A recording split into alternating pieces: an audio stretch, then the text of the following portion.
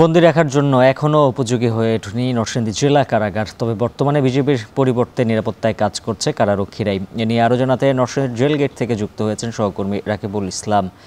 রাকিব, জানাবেন নিরাপত্তা ব্যবস্থা জোরদারের পাশাপাশি পলাতক বন্দীদের ফেরাতে কর্তৃপক্ষ কী পদক্ষেপ নিয়েছে? শুরুতেই যদি জানিয়ে রাখি যে গত 19 জুলাই এই নরসিংদী জেলা কারাগারে হামলা ভাঙচুর, অগ্নিসংযোগ এবং অস্ত্র লুটের ঘটনা ঘটে। ঠিক একই সময় আসলে অস্ত্র লুটের পাশাপাশি এই জেলা কারাগারের বন্দী থাকা 826 কয়েদি সকলেই কিন্তু পালিয়ে যায়। তার 3 দিন পর থেকে আসলে এই জেলা কারাগারের নিরাপত্তার দায়িত্ব নিয়ে নেয় বিজিবি এবং সেনাবাহিনী।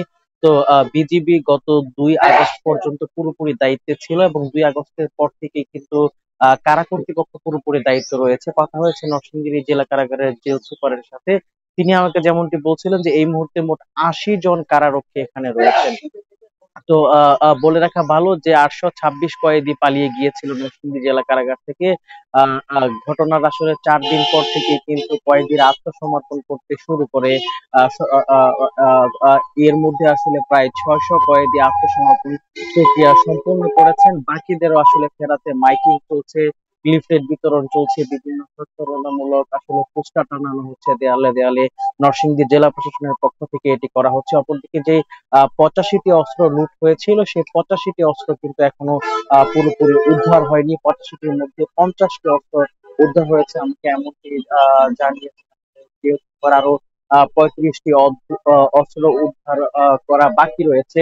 তো এটি নিয়েও কিন্তু একটি আতঙ্ক বিরাজ করছে পুরো শহর জুড়ে। আসলে এই বাকি থাকা বা উদ্ধার না হওয়া যে অস্ত্রগুলো রয়েছে সেগুলো দিয়ে আসলে যে কোনো ধরনের ক্রাইম করা সম্ভব। তো এখন এখানে যেসব কারারক্ষী রয়েছেন সকলে নিরস্ত্র বলা যায়। তারা আমাকে জানিয়েছেন যে তাদের মধ্যে যে কোনো প্রকার বিভেদ কুন্দল কোনো কিছুই যদিও নেই, কিন্তু তারা যেহেতু নিরস্ত্র, তাদের মধ্যে একটি শঙ্কা বা ভয় কাজ করছে।